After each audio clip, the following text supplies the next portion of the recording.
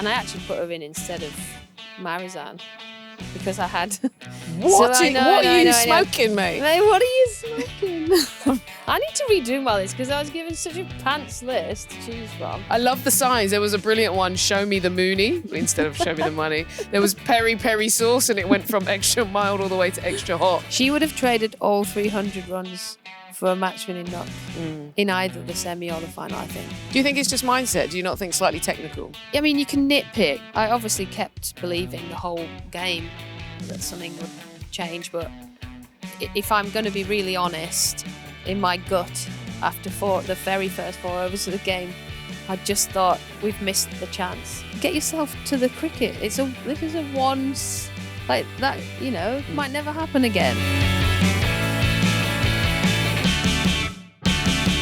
Hello and welcome to the show. I'm Ebony Rainford-Brent. She is Katherine Sciver-Brunt.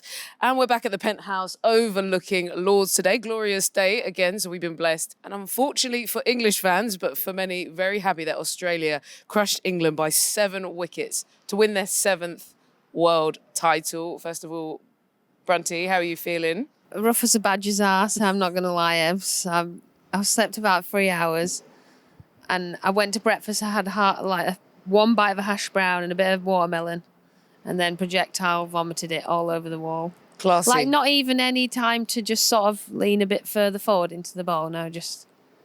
So you were fully drowning your sorrows? Yeah, I fully drowned in the sorrows, went to all the celebrations, started at 3:30 and continued till 3:30 a.m. It's a good shift, that, isn't it? Okay. Well, I'm not quite as far down the line as you, but I did... enjoy the night last night. Tried to pretend that I'd won, but also it was a little bit sad. There was a sad tinge to the end. So how are the team and Nat feeling? It's sort of a mixed bag, really, because they want to be happy and proud of what they've managed to achieve, which is starkly different to what happened in Dubai a couple of years ago. So compared to that, to where they are now and the shifts they've made, it's massive. So they're trying to cling on to being proud of that, but obviously bitterly disappointed in, the game itself yesterday and how it unfolded. I think there's obviously points in there that were great, but yeah, ultimately it was just little bits here, little bits there, and I think they'll hang on to that for a while, won't they? Yeah, I saw a lot of the girls post-match on the outfield, and you could just feel the energy. And it was a mix again, some are so happy with the fact that there's been progress and they feel the environment is got belief, it's moving forward from a performance perspective. But equally, I think we all saw the golf. So first of all, let's ask about Australia. I mean, they now have T20 World Cup titles, Commonwealth title. I mean, they just look ridiculously dominant. Is the golf just too big between them and other teams? I thought about this and obviously yes, because they just keep dominating and winning. But also 2 years ago, they were knocked out quite early for them. But it's just that they have so much bloody depth. They can just churn talent out all the time. When you take away their first team or there's an injury, you're like, yes, she's got to sit out, and then someone else comes in. Grace Harris or something, or Lana King, who's just equally as good. And mate, they've got those players for days. So it's no wonder that you can create this unstoppable force of a team and just keep producing. We have to everybody has to catch up to compete or win. They have to produce teams that are brilliant from 1 to 8 at the minimum.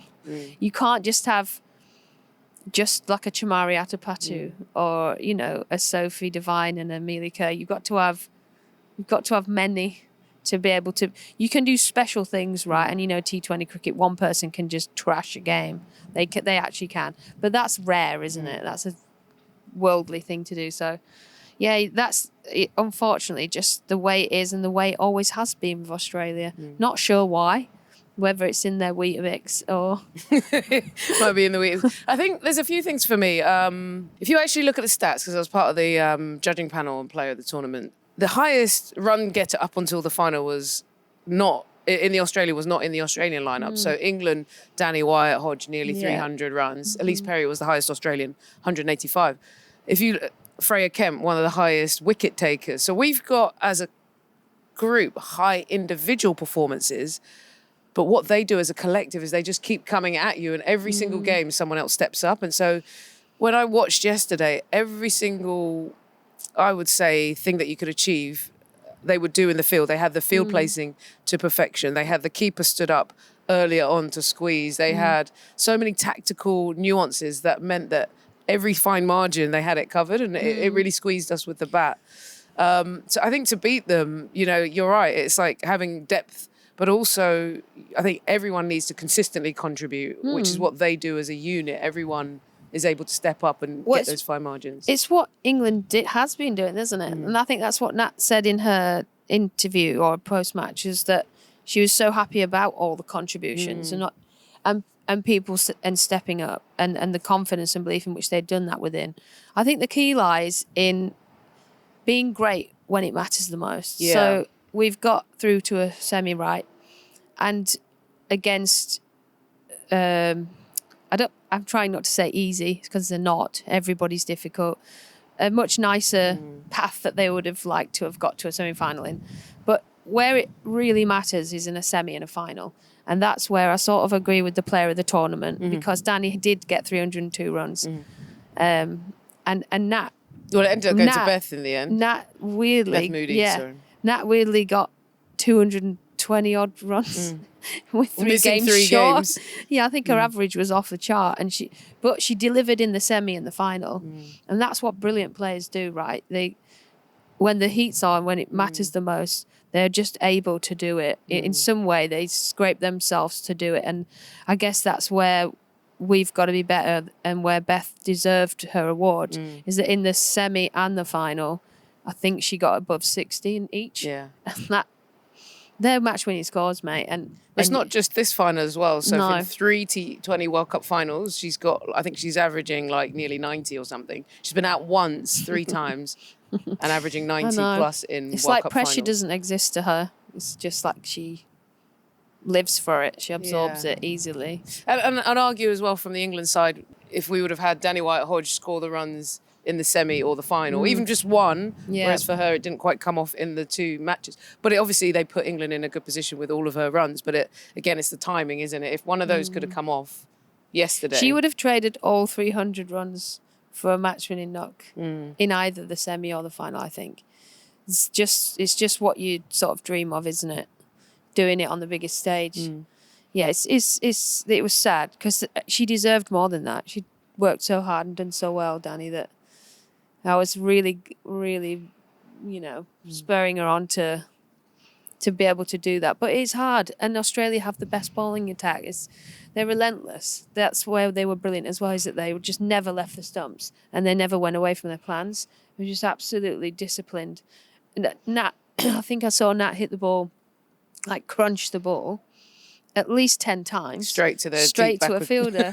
And then you're like, if that's 10 more boundaries, suddenly she's, 80 or 50, but that's not the way it happened. It's because that's them. Well, let's talk about that power play. I mean, England scored ridiculously slow, unfortunately, and I think that's where the game kind of was behind it. But one is because England weren't, I feel, able to move around the crease. When you watch the Australian openers, Litchfield and Mooney, they move out of the crease when the keeper's back. And then once the keeper's in, they are happily moving laterally and very comfortably will go well outside off or down leg side. And so I feel that's where England struggled, is they weren't able to create movement in that. And that's where, you saw Danny White-Hodge getting out, trapped on the crease because keeper had come up. She ends up gloving it through. She couldn't get any leverage in her shot. What did you make of the power play? Do you think? I think that's where the game was lost. Personally, I think after 4 overs, I obviously kept believing the whole game that something would change. But if I'm going to be really honest, in my gut, after the very first 4 overs of the game, I just thought we've missed the chance because you absolutely have to go on that wicket. You had to go at 8s, 9s, 10s, right, for that power play, for sure. Even if we've proved, obviously, we can lose 3 wickets in that power play, but as long as we've gone hard, sort of sets up the rest of the game. So it's exactly as you said. We didn't put the way they move as batsmen. It stresses you out. As a bowler, it stresses me out. Like, you can't just line someone up. You then, your head's not clear, and you're thinking about what they're trying to do, and second guess when you should just stick to what you're supposed to do. So they definitely were the ones on the front foot. We didn't go over the top. They had mid on, mid off up. They've toyed with us like that for about 20 years.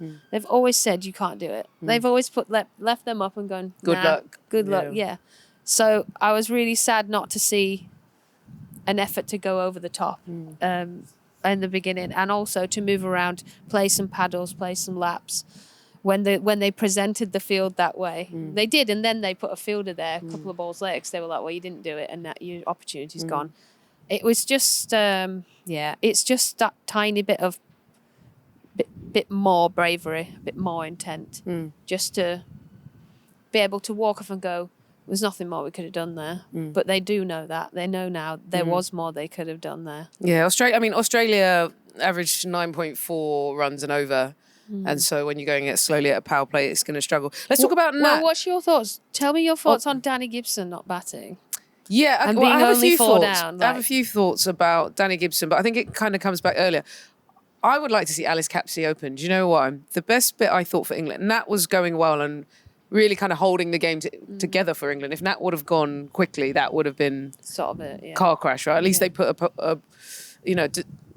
a score that you could be relatively proud of. It wasn't going to be a beatable score, but it was a score.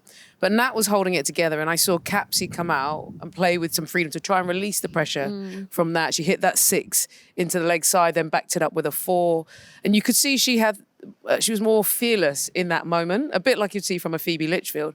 And you feel like if there are going to be any changes, I'm thinking maybe possibly an Amy Jones or something like that at the top, who might struggle as a bit older. Someone like that who can match the Australian swagger, I think, is important. I think she will back her game. Her game's improved. And then the other thing, I think that's your point about Gibson, is you think if Gibson would have had 20 balls and you saw how Freya Kemp played, get those in earlier, then all of a sudden you get an extra 20 runs and we're into a World Cup final. So the good news is I can see the makeup of what I feel it could look like. And I felt Nat did a brilliant job. They kind of got her game plan in terms of where they placed the fielders, but also she held it together under pressure. That could have easily gone down the... And they bowled well to her because they were targeting that leg line. They know she likes to go leg side, and they were trying to trap her.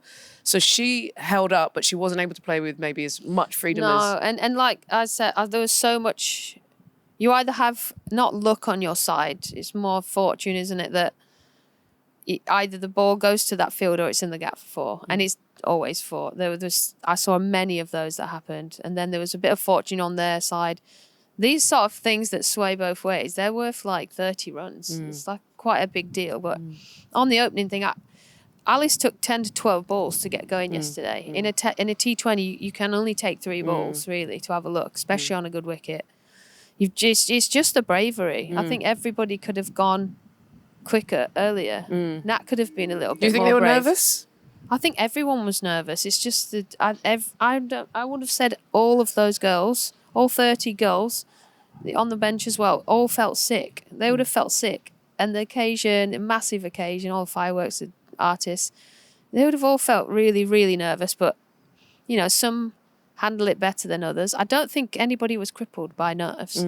It was more just, shall I, shan't I? And I just think that was a bit of a demon in some heads yesterday, and they just needed to say, yes, I shall. If that would have been the one thing I would have said to them all, like, just if you're questioning something, just do it, because this is not the time for you to go away from this wondering. I think one indication of that is they finished 4 down. Yeah. And you would have thought you're better off 150 all out, kind of really giving it a full commitment. One thing, so let's talk about the 100 partnership between Mooney and Litchfield, because I got a chance to chat to them off air and then did some post-match interviews.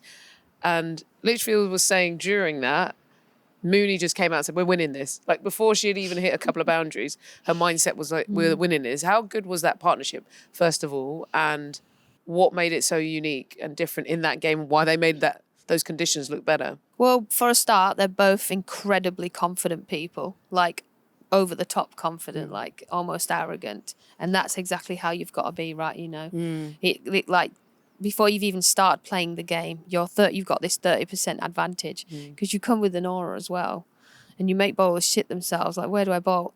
Next thing is they're both left-handers, so that's a bit of a nightmare. Third thing is they're frigging all over the shop, so like that's just causing just some like unnatural chaos. Lauren Bell, I think a few of her wides was exactly down to that. Yeah, and I think with Beth, it's like she just has played in so many different situations that she knows what she can do from any situation at any point. Runs what I think Beth would not have said that to Litchfield had they been chasing 170, 80, 90. Like, she would not have had the confidence to say that, because when they went out with 150, they're all feeling cool. They're feeling relaxed. We're feeling stressed. That's just the feeling walking out in that second half. It was a much calmer feeling with Australia, because they knew they had the advantage of knowing what pace they had to go at, which was in their comfort zone. So closing that gap, for me, Ashes in 1 year, I think especially around the short form white ball, I think we need I'm more. excited about that. Are you? Because like you say, 1 year, that's a good amount of time. Because these girls are ready. They have everything they need. And what will they need to make this happen, to win? Well, it'll be performing at the most tough times. So, like, the question is, could they come out in the next 3 T20s and bully Australia in a power play? Well, no, I don't think either of them will bully each other. I think it's fair game. There just needs to be a mind shift. It's just a small mind shift in that they can, and that they can be more aggressive, because they've shown. Do you think it's just mindset? Do you not think slightly technical? I mean, you can nitpick, but we produce such good pictures now that you don't necessarily have to worry about technique much. When I say that, what I mean is, I would watch, say, our openers, say, Dan and Jones, with Australia, who are gun barrel straight at your stumps.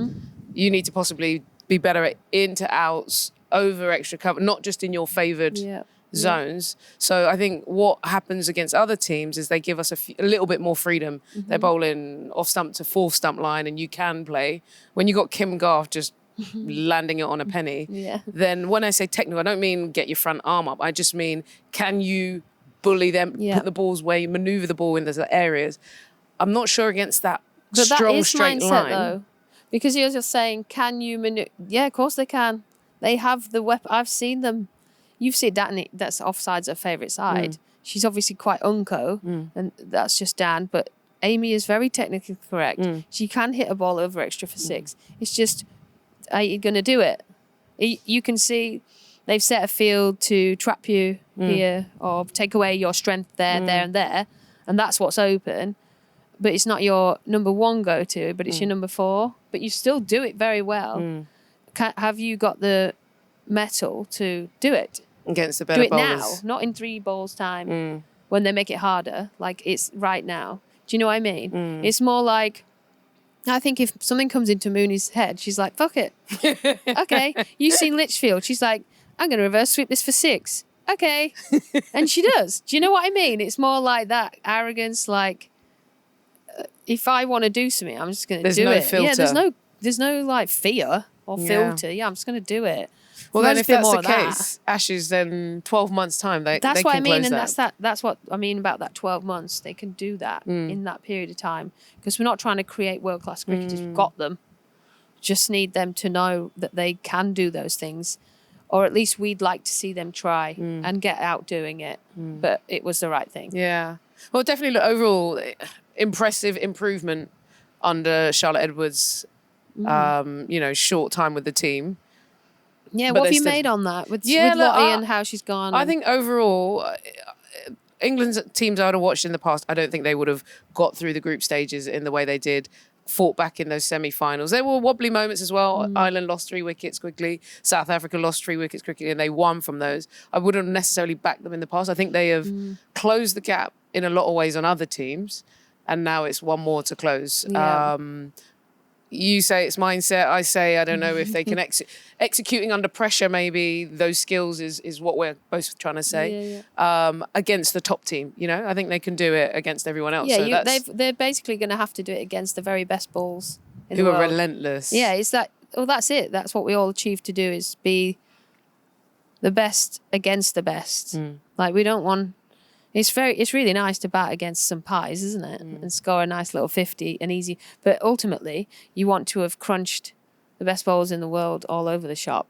All right, let's move on to the actual atmosphere. I think I've been banging on a bit on the old game and getting into it because we've been watching it forever. Okay, first of all, let's talk attendance. 28,887 people. I mean, that is massive. Considering there's also Wimbledon, there's the Grand Prix going on. That's pretty insane, eh? Yeah, and then the football at 2 a.m. Well done, everyone that did that. I did half time. That's it for me. Thank you for turning up, basically, because they could have been in several other places. So it's nice to have had like a massive buzz around sport, isn't it? I remember some of the members of the pavilion comments saying, oh, well, I've got to go to Wimbledon or Silverstone. I'm not sure if I'll be able to make the cricket. And I was like, well, sorry, mate, that you've got so many options. Some of us can't go to any of those. But it was like, no, just get yourself to the cricket. This is a once, like that, might never happen again. England might not make a final, might not be a Lord's, might not be, there's so many mites. All the other things, there's 30 days of Wimbledon, chill. Anyway, they rocked up and they packed the pavilion. I couldn't even get a seat. So it was Get in the way of your champagne, did it? Great day. And you got to see Rita. So you me and Rita are literally besties. boundary side. Mate, I got about 10 messages because everyone in the ground was sending me like videos of me. Like, we couldn't get closer because they were doing pyrotechnics. So I was maybe 20 meters away. But she gave us a couple of because we were screaming. Obviously, I was screaming my face off. Me and Rita are besties. So she should have just stood in front of the stage. I'm going to put it past you. I was tempted, but the security were watching me hard. But yeah, I think the occasion for me, like, one, the music was amazing and it just set the tone. Like, the crowd were just brilliant. I think. At times they were a little bit silenced. If England would have got a few more boundaries, I think they would have completely lost their mind, but they were there. Yeah. I love the signs. There was a brilliant one, show me the Mooney, instead of show me the money. There was peri peri sauce and it went from extra mild all the way to extra hot. So I was loving that. And also credit to the members. I was pretty critical last time in 2017 when they weren't. And I had arrived obviously well early for the game and they were piled in. And so, they did pile in. They piled in, didn't they? Yeah. It feels different. 2017... was big, and I think it kind of blew our minds that many people came in. But this time it felt like people had really turned up, so I was quite excited by that. We have to talk about the biggest moment. Your son's going viral around the world, mate. And that I was like, what's this Theo? Moment? Biggest moment for me right now is trying not to be sick. You hold on, mate. We're getting there. We're getting there. Yeah, that was a... Was that pre-planned? Was that your suggestion? Yeah, it was a last minute thought from me, and I just because this is the way I sort of look at life. I look through life in a different lens to Nat. Nat's so focused and like day to day, as I'm like bigger picture sometimes, and I just said, and I think my thoughts came from her injury. No, it's not a career-ending injury. You're trying to end a career? All right, mate, this is not my last time. Take the DNA out there onto the field. So my thought was like, I just thought about it in that moment. I was like, this might never happen again. We had a child while you were still playing so that he could enjoy what you do and your success and be enamored by it. So I was like, what better opportunity than for him to know he was out there with his mom, this massive occasion, that she was she will look back and say one of the proudest moments of her whole life. So I just said, why don't you ask? And they said no. And I said, yes. Basically, they were like, he's too young. These babies, like they're normally, I think, 3 and above. And I said, well, you can just carry him. we'll make it work. I went to, I won't say the brands, obviously, but I got him some little navy shorts. Because the ones that he had... you're working this. Mate, the ones he had were like down to the floor. Like you'd have had 16 roll-ups. So I just got him some little tighty navies. And then his top was just about all right. And they were like, make sure you get the sponsors. I don't give a shit about sponsors. I just want him out there. Do you know what? I had two thoughts, right? I think I said it to you after the match on the field. Well, if England win, Theo's going to have to roll out for every single game going forward. We could be playing in Kazakhstan and I'll be like, mate, Theo needs to get out of school. Where is he? Quick. The other thing I did think, and I'm glad Nat played well actually, is that I was thinking if it didn't go well, and she, like, it might have seemed like, had she lost focus? Was she thinking family, not performance? And that was one of the questions. Mate, we've had to tiptoe around all of that. Yeah. Because you're like, you can't be seen to be having fun because you're doing something wrong. So I think I said on our last pod, I went to Moulin Rouge, the theatre, and I didn't post about it because you get so much shit like, oh, you shouldn't be enjoying yourself. You should be thinking about, what field settings you're going to do tomorrow.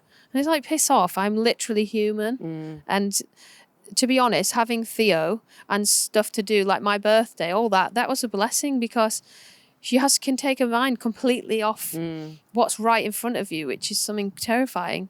And her actual World Cup journey and how it went was just completely full of anxiety and stress.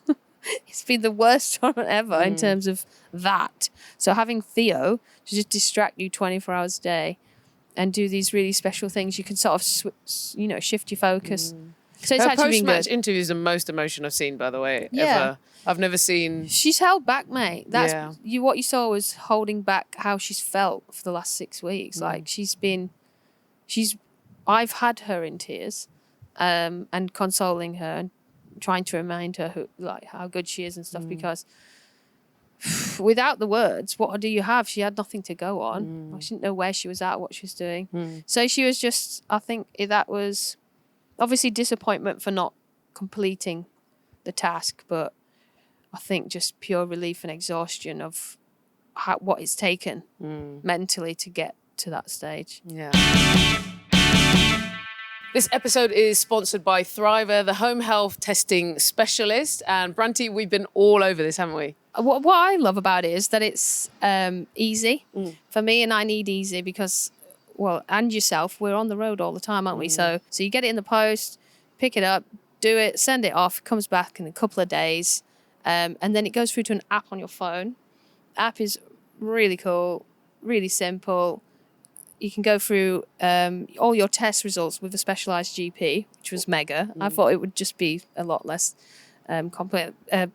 not as easy as that, but it just is that easy. So I'm really excited about what I've got because, I've wanted to know about that since I retired, actually. How are you looking, babe? Yeah.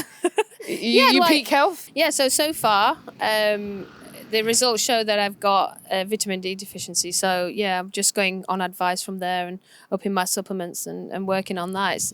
It's going to be a bit of a journey, isn't it? And to, week by week, getting healthier and keeping an eye on it and tracking that. So I'm quite excited about it. Yeah, I think for me as well, like I'm becoming obsessed with it. One, I'm just thinking about age and time. I do want to live to 100, so however I'm going to do it. But I think the thing that's most important, I love tech. And the great thing about the Thriver app is that it syncs with the app and my Apple Watch. So it pulls in all the data like, blood pressure, sleep quality, heart rate, etc.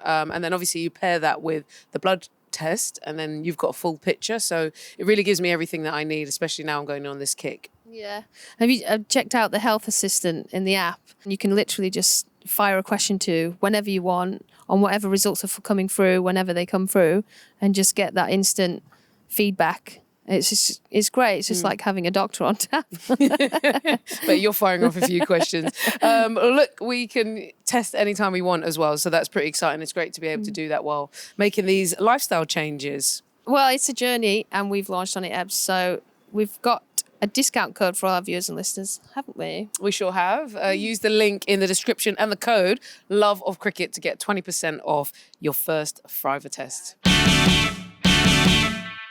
So we're back at this incredible penthouse overlooking Lords, and you may remember from our previous podcast episode that it's the only home with a 100-foot balcony. It's massive, overlooking the ground, so it's pretty special. It's up for sale, and all of the proceeds will go to the Loughnan Charitable Trust to support a wide range of causes, including grassroots cricket here and around the world. So Australia on Sunday were crowned Women's T20 World Cup champions, but let's look at the tournament as a whole. Brunty, what were your standout moments and matches?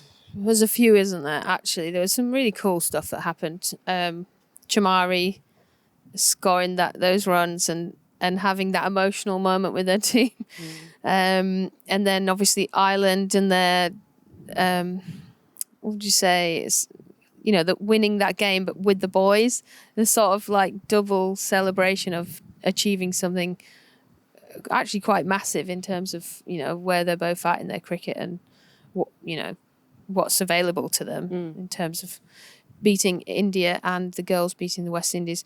I think New Zealand going out in the fashion that they did, losing 3 megastars of the game, it was pretty emotional. The list goes on, mate. I don't know how many more have you got. There was definitely I've more. got a few. I think definitely Danny White-Hodge opening up 105. Yes. I think it was just set the tone. First game, Sri Lanka, packed house. Yeah. Her doing the cradle, I think will be there forever. Shemaine Campbell actually is 90 not out. Do you know why? She'd played 123 T20s without a 50 for West Indies. And they needed her to pull something out of the bag as a senior player. And she did. And I was, I watched it, commentated on it, and you could see she'd just put everything into it. And then the emotion. I was on doing the player of the match interview, and she was talking to Ian Bishop, and the emotion was just falling out. And it was, it reminds you like, players put in so much, and sometimes you don't always get the reward. And then when you do in a key moment, it's like, it's deep. That was like 20 years of emotion for her, wasn't it? Yeah, she'd been willing that for that performance for years. And you could feel it. So I felt for her, and that was pretty a good win. I have to say the Australia-India game left me a bit like, ooh. And what I mean by this, how easy they chased what looked like I thought was going to be a difficult game. It reminded you, hold on, these standards are pretty high. So it kind of reminded you, the women's game is moving fast, and if you're not on it. So that was a brilliant chase at Lords. And then, I cried. I was on the outfield when the 3 legends walked away. You mentioned it there in Divine Bates and Tahuhu.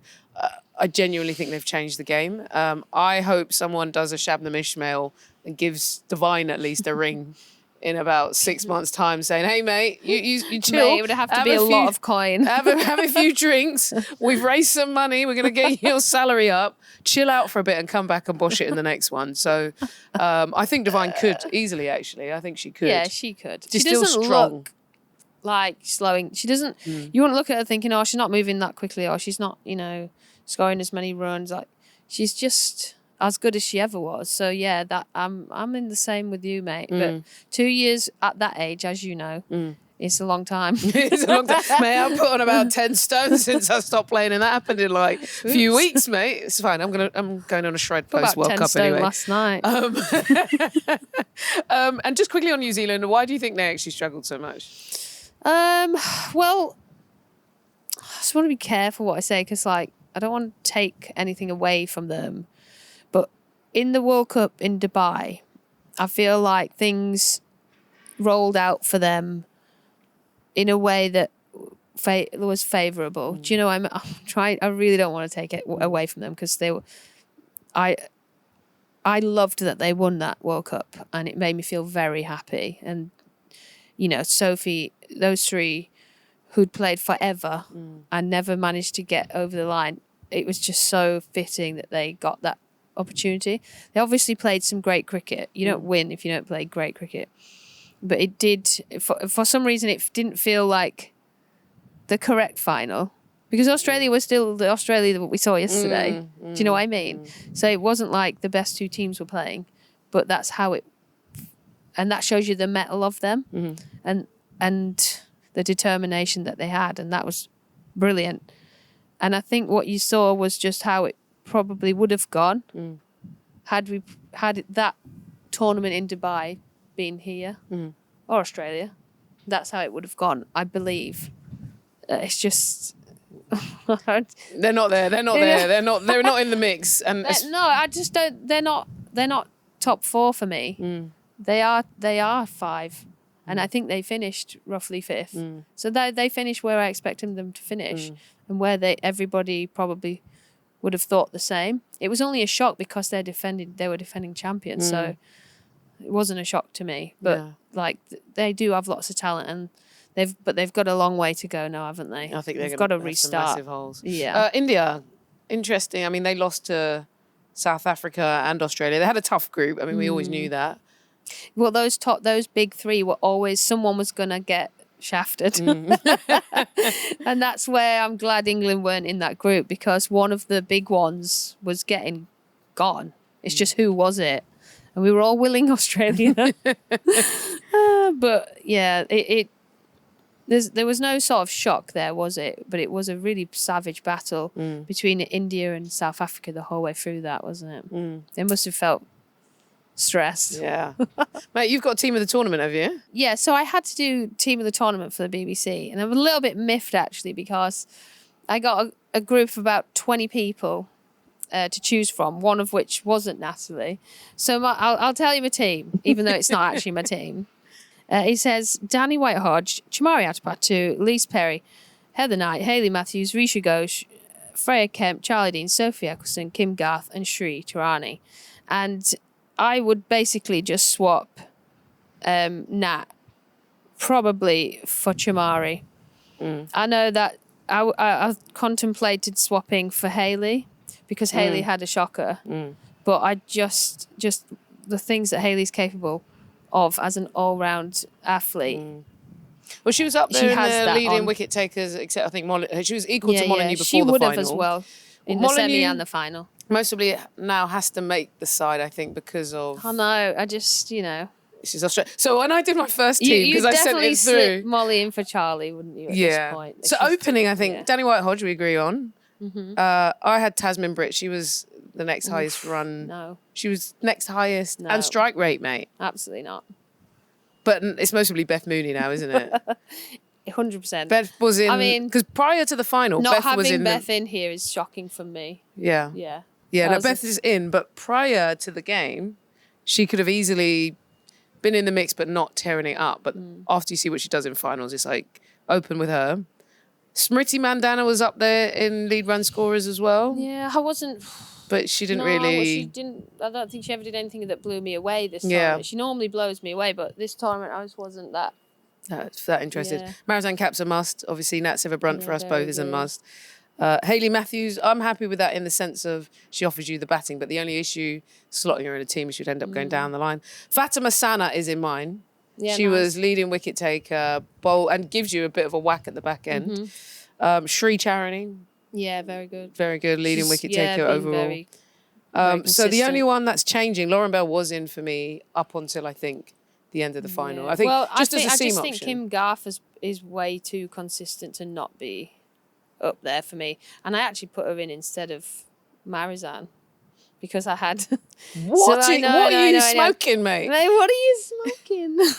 I need to redo my list because I was given such a pants list to choose from. Okay. Not pants, but very short. So I take 2 on that soon. Okay, but I think we're agreed on Wyatt and Mooney opening. Yeah. Nat Sciver-Brunt in at 3 for you? Yes. Yeah? 100%. Well, had she played all the games everyone else played, what would she have finished on? Ridiculous Maybe runs, 400. yeah. We're agreed on Marizanne Kapp, all-rounder. I know you just talked some nonsense, but she is in. I give you that, yeah. All right. Def. Sophie Eccleston making your team? Yeah, she is. Fatima Game Sana changer. for me is one of the seam options. Kim Garth is another fit spin option. That works. Sri I Charities. would go Kim and Sri. Yeah. I got to get Kempy in there. I'm happy to take Pez out and put Kempy in there. I just am. That could work. I can work with that. If this was one day, I might think twice. But yeah, 20 what overs. I'm saying, but yeah. And then can we have 12th as Darcy Carter? I think she finished on 225 runs from Scotland. For me, what a she's legend. amazing. What a great thing for her to have that. Like, she's on that list now. You can't. No one can change that for her. She's on that top 10 run scorers in this tournament. She's got that to be proud of and take home with her. So And she instilled fear in some others. Yeah, exactly. completely underestimated, I think, even by us, probably. Yeah. At one point. So I think we've got a solid team. We'll write it up, I'm sure, at some point. But we've got 3 seam options, 3 spin. Plenty of people can whack it. It sounds about all right, doesn't it? Yeah. It's a decent team. We pulled that out of the bag. Not feeling great. Should be versus America now. Okay, back to England. They don't have much time to lick their wounds because in a couple of days they're going to be playing a historic test match at Lord's. First of all, how excited will they be? Can they get themselves back and ready in the next 3 days? Yeah, because I think it's a drastically different team, isn't it? So there'll be a lot of fresh faces, Beaumont back. fresh people. Beaumont's back. Wong will come in. Hasn't, she's been sat on the bench, desperate to play. So she'll bowl 5,000 overs, I'm sure. I think there's no Kemp, no Gibson. So we, tactically need to give them a rest because that it's precious goods now. Can't overdo it. So I think they'll be fine. I think they'll get going. I think the only thing that will be quite stressful is no one will get to go home. Going home for a couple of days is sometimes everything for some. So not, extending another 2 weeks, especially staying in the place that you've just felt sour in is not great, is it? So do you think they'll be able to come back round? Are you happy with the test team? Yeah, I'm happy with the test team, actually. I was just going to finish. I heard Kate Cross, and it kind of stuck with me. She said, you remember she talked about mental health a few years back, but she had a rule that to get her through a lot of that, which is, right, it's got to be 2 days. Like, you can allow yourself maybe the rest of the yesterday, all of today, if you're feeling crap, to just let it out, do what you want to do. And then at some stage, you've just got to draw a line. That's almost it from us. Again, thanks to Loughnan Charitable Trust for letting us film at this amazing penthouse, which is for sale while sealed bid. Head to the website overlawsclub.co.uk or follow the link in our episode description to register your interest. Brunty, have you put your bid in yet? Yeah, I've put 5 mil in. Is that it? Yeah. Come on, mate. All I can afford, mate. Well, if you get it, I'll be living here 24/7. So we've had a pretty big year. Well, you have anyway, if you've been on telly every 5 seconds. What's next for you, mate? Me? Yeah. Do you know what? I'm actually going to pick up my camper van tonight. I got it fully off-gridded, so like solar set up, all that. So I'm going to pick it up this afternoon. I'm thinking of 2 or 3 days away between now and the Cats or no cats? I'm not sure, they were chaos last night when I got in, and this morning, should I say. Clawing your eyes out. I was just like, I think it's pet sitter and head off. So yeah, I think I'm going to have a couple of days, maybe a bit of New Forest, not too far, and then back for the test. What about you, mate? I'm going to sleep for about 24 hours, except that's not going to happen because my son's going to be crawling all over my face. So I'll probably sleep for 2 hours. And then get myself up for a couple of days in hospitality for the test. Not me. I'll be hosting, which is great. I've never done it before, so that'll be an experience. And then back on comms for the 3rd and 4th for the wrap up. Just doing a bit of that, and then we're straight into the 100, aren't we, mate? So it's relentless. And then an island series. It's all coming. And basically more cricket. It's just cricket till it comes out of your ears. Amazing. Well, look, thanks to everyone who has listened or watched our For the Love of Cricket podcast. And the Cricket World Cup episodes, I've absolutely loved them. And I'm sure you have too. Will there be a second series? Who stay waiting. You never know. If you have actually enjoyed it, please like and subscribe. You never know. We may be back. So bye from us now. Ciao, love.